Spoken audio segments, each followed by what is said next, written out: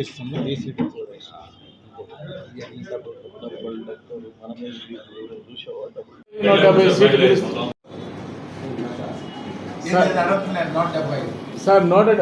గత 5 సంవత్సరాలుగా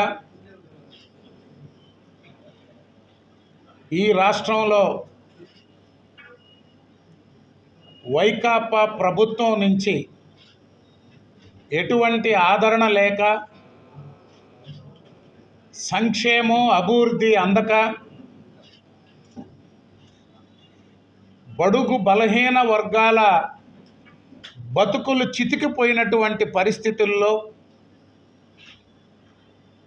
మాకు దిక్కెవరు, ఇంకా మా జీవితాలు ఇంతేనా అని ఒక నిరాశ, నిస్పృహతో, భయాందోళనతో ఈ ప్రభుత్వ హయాంలో జరుగుతున్న దాడులు, అరాచకాలు, హత్యలు, ఆక్రమణలతో ఆంధ్రప్రదేశ్లో మాకు దిక్కెవరు అని ఎదురు చూస్తున్న బలహీన వర్గాలకు నారా చంద్రబాబు నాయుడు గారు బీసీ డిక్లరేషన్ ద్వారా బీసీల సంక్షేమానికి, బీసీల అభివృద్ధికి నాడు నేడు రేపు తెలుగుదేశం పార్టీ 40 సంవత్సరాలుగా కట్టుబడి ఉన్నాం. మీకు నేను అండగా ఉంటా. రాబోయేది తెలుగుదేశ ప్రభుత్వం, మీకు అన్నగా, ఒక తండ్రిగా బలహీన వర్గాలని ఆదుకుంటా అని భరోసా ఇచ్చినటువంటి సందర్భంగా చంద్రబాబు నాయుడు గారికి, పవన్ కళ్యాణ్ గారికి ప్రత్యేకంగా ధన్యవాదాలు, కృతజ్ఞతలు తెలియజేసుకుంటున్నాం. బహిరంగ చర్చకు సవాల్ విసురుతున్న తెలుగుదేశం పార్టీ సిద్ధమా అని మాట్లాడారు. నేను వైఎస్ఆర్ కాంగ్రెస్ పార్టీ మంత్రుల్ని ఒక్కటే అడుగుతున్నా. వైఎస్ఆర్ కాంగ్రెస్ పార్టీ బీసీలను పూర్తిగా విస్మరించింది. బీసీల పేరు ఎత్తి మా పార్టీని ఆదరించండి, మాకు మద్దతు ఇవ్వండి అని అడిగే హక్కు వైఎస్ఆర్ కాంగ్రెస్ పార్టీకి లేదు అని చెప్పి నేను తెలియజేస్తున్నా. తెలుగుదేశం పార్టీ పుట్టుకే బలహీన వర్గాల కోసం పుట్టింది. తెలుగుదేశం పార్టీ బీసీలకు ఏ పదవి ఇచ్చినా బీసీలకు గౌరవాన్ని తెచ్చిన పార్టీ. తెలుగుదేశం పార్టీ చెప్పుకునేదానికి 100 మంది లీడర్లు ఉన్నారు.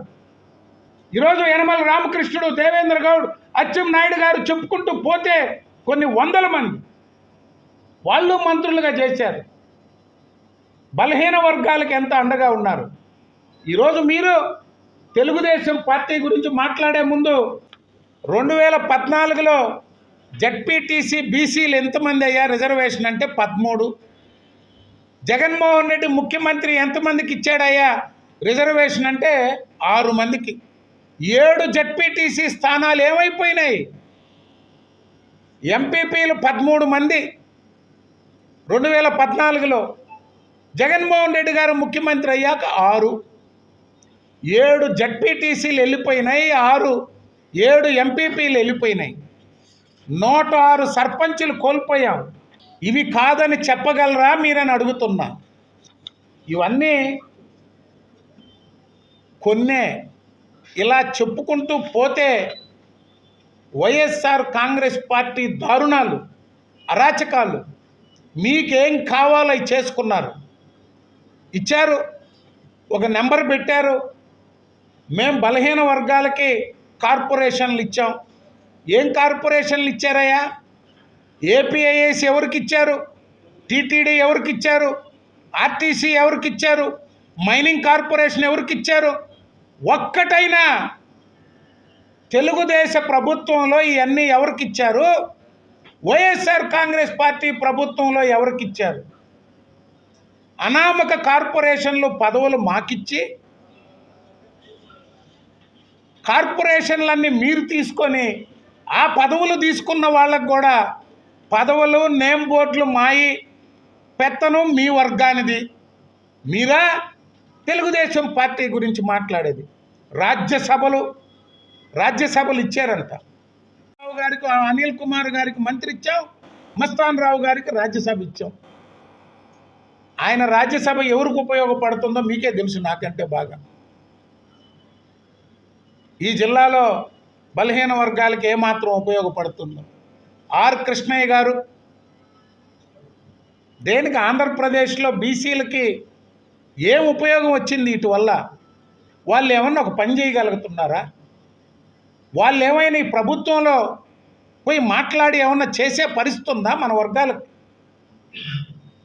పదే నేను అందుకే అడుగుతున్నా మంత్రులందరినీ, ఉప ముఖ్యమంత్రులు, మంత్రులు, రాజ్యసభ సభ్యులు, ఈ పార్టీలో గెలిచిన వైఎస్ఆర్ కాంగ్రెస్ పార్టీలో గెలిచిన ఎమ్మెల్యేలు, ఎంపీలు, శాసన మండలి సభ్యులు జిల్లాకో బీసీ భవన్ కట్టించుకోలేని దుస్థితిలో ఉన్న మీరు మళ్ళీ ఏ ముఖం పెట్టుకొని వైఎస్ఆర్ కాంగ్రెస్ పార్టీకి మద్దతు ఇవ్వమని అడుగుతున్నారో నాకు అర్థం కావట్లేదు.